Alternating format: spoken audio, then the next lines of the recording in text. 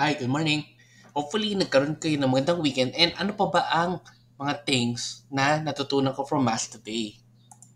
Okay, number one, the Lord knows us. So, ibig sabihin po niyan na kahit ano pong pagpre-pretend po natin sa kapwa po natin or kahit anong pagpapakita natin ng ganito tayo sa labas, sa ibang tao, sa Diyos, alam ng Diyos kung ano po ang totoo nating pagkatao. Kaya wala po tayong itataka sa Lord. Kaya kung ano man yung mga gusto niyang iparating na aral po sa atin, tanggapin po natin yon kasi alam ng Diyos kung ano po talaga ang nasa kalooban po nating lahat.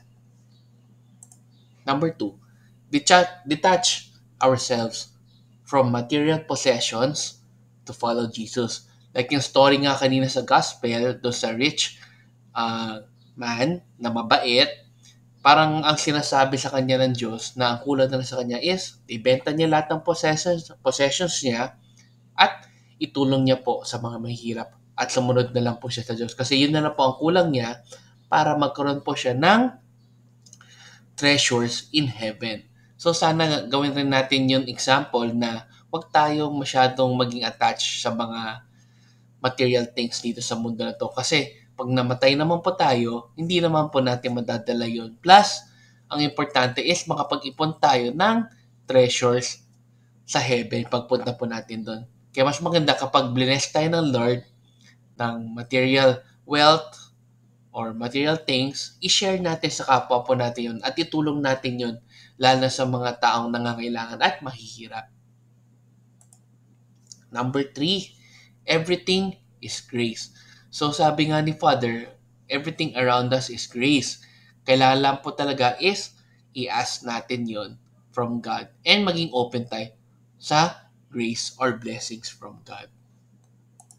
And lastly, open our lives to the grace of God for it to have an effect in our life. So dapat talaga maniwala tayo na talagang may grace or biyaya ang Diyos sa atin araw-araw para magkaroon po yon ng effect sa buhay pa natin. Plus maniwala tayo na talagang lahat tayo ay binibigyan ng Diyos ng grace.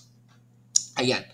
So, hopefully, may natutunan tayo ngayon na medyo maganda nga po yung mga topics po ngayon sa mass. Kaya sana po, kung may time po kayo later, makapag-online mass kayo para mas matutunan nyo po yung magandang balita ng Diyos today. Let's end again with a prayer in the name of Father, Son, and Spirit. Amen. Lord, sana po tulungan niyo po kami na ma-share yung aming mga blessings to others, lalo na po kami na mas more binibiyayaan niyo po financially, materially. Sana po hindi namin maisip na lagi na lang po importante sa buhay ay yung mga material things. May share po namin sana sa kapwa po namin yon para naman po ay makasunod kami sa inyo as a word nyo. And maraming salamat po sa lahat po ng grace, mga biyayang binibigyan niyo po sa amin sa pang-araw. And sana po huwag kayong magsawa na i-guide po kami sa mga buhay po namin. Amen. In the Father, Son, and Spirit. Amen. So good morning po sa inyo ulit. Have a great day. God bless. And let's end again with our simple Thanksgiving prayer. Daily thank you prayer. Lord, thank you very much for all the blessings that you are giving us every day. Thank you for our food, safety, security, guidance, and all your blessings. Please avoid us getting sick from all illnesses and forgive us for all our sins.